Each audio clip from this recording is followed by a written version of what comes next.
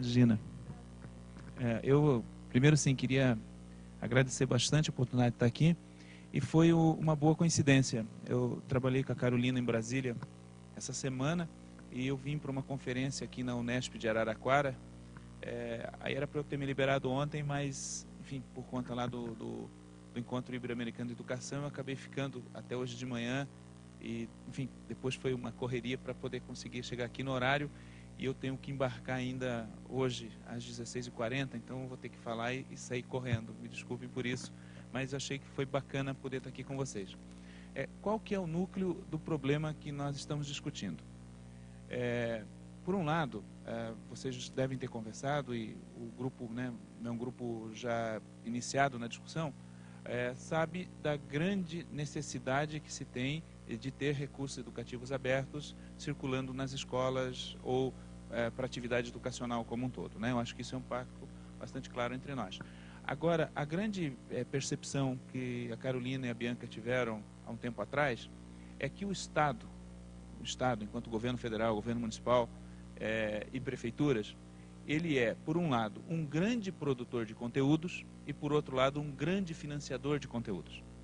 Então, essa perspectiva de que o Estado brasileiro ele tem essa função, então nós começamos a trabalhar em cima da possibilidade de que esses conteúdos, ou produzidos pelo Estado, ou financiados pelo Estado, pudessem ser já desde o início contratados em forma de que eles pudessem ficar com licenças livres de circulação, em particular no ambiente escolar.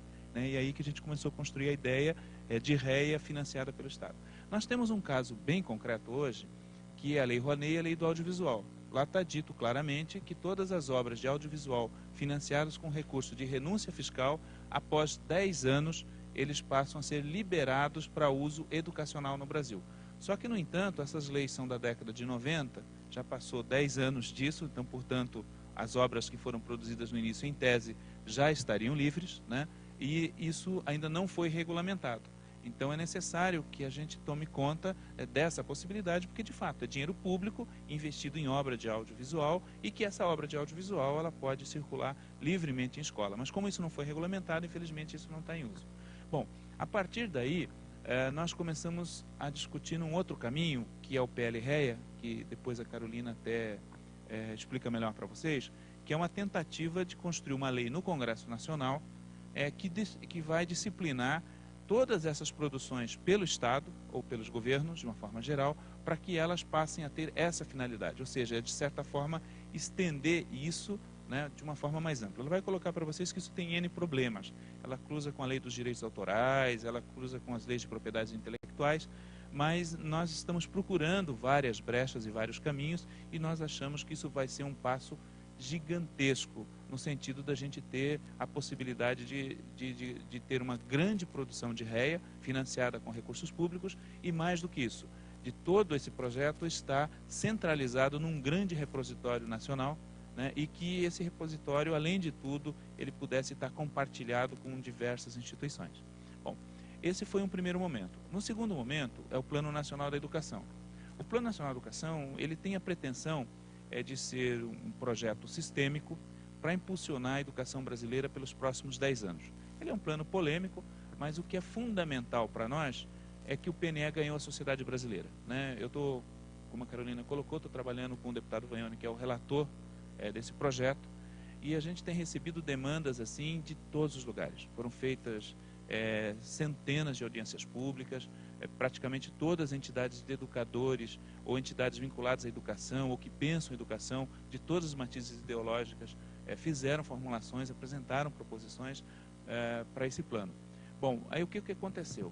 Dentro desse plano, nós fizemos uma boa conversa, depois fizemos uma leitura, apresentamos um conjunto de propostas para o deputado Vaione e ele acatou isso para ser integrado ao projeto, ao substitutivo que ele está elaborando nesse momento na Câmara. Esse substitutivo deve ser apresentado aí no mais tardar em 10 ou 15 dias, né? Até acredito que antes desse prazo. Aí esse substitutivo recebe emendas dos próprios deputados, essas emendas são votadas numa comissão menor, depois ele vai para o Senado, ele pode ser novamente emendado pelo Senado, as mudanças que ele sofreu no Senado precisam ser novamente discutidas na Câmara, vai para a Presidenta da República e ela pode, eventualmente, fazer algum tipo de sanção em alguns dos itens. E se fizer, isso volta para a Câmara novamente e a Câmara pode discutir esses vetos. Bom, mas de uma forma geral, o que a gente quer dizer que a primeira grande parte já foi feita, né? Foi elaborado pelo MEC e agora está presente na Câmara, aonde deve ser mais ou menos o texto definitivo. O que é importante é que REA vai estar presente lá. E de que forma que ele vai estar presente lá? Vai estar presente em 4 situações diferentes. A primeira é que em todos os lugares onde o governo trata de tecnologia educacional, vai estar dito lá, né, que vai ter certificação de tecnologia, vai ter o estímulo ao uso de tecnologia, a tecnologia deve estar presente nos cursos de formação de professor, deve estar presente nos cursos de AD, deve estar presente para as crianças com necessidades educativas diversificadas, como suplementar ou como complementar. Em todas essas, aonde se refere a tecnologias educacionais, vai ter uma vírgula dita preferencialmente em software livre e como recursos educacionais abertos, né?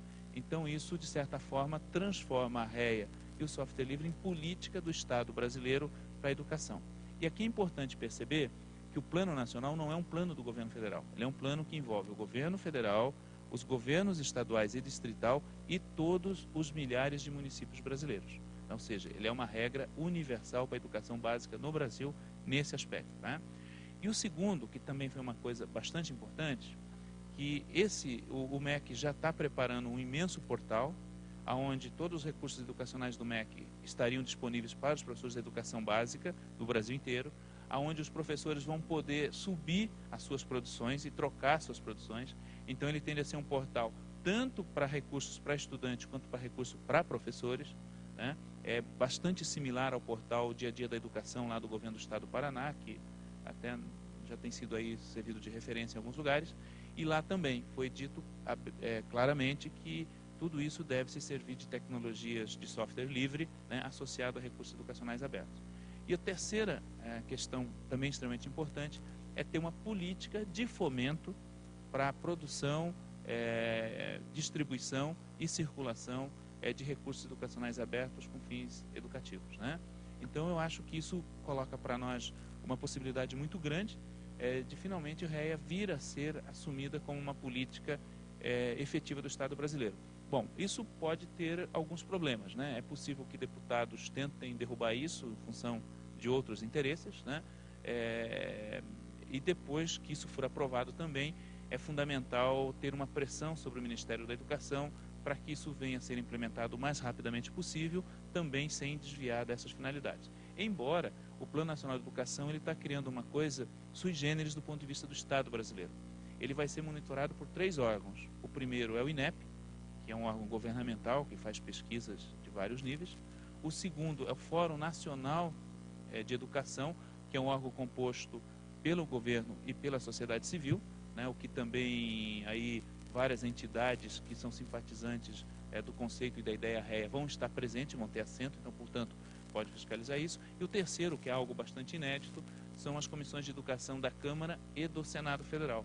Isso também é importante porque deputados, né, como Paulo Teixeira, que é o proponente do PL-REA e que é uma pessoa defensora da causa, também vai poder ser, em tese, né, um fiscalizador desse processo. Então, nós temos isso aí bastante garantido e eu acho que isso é um grande avanço e está vislumbrando para nós a possibilidade de um grande avanço para a educação brasileira, né?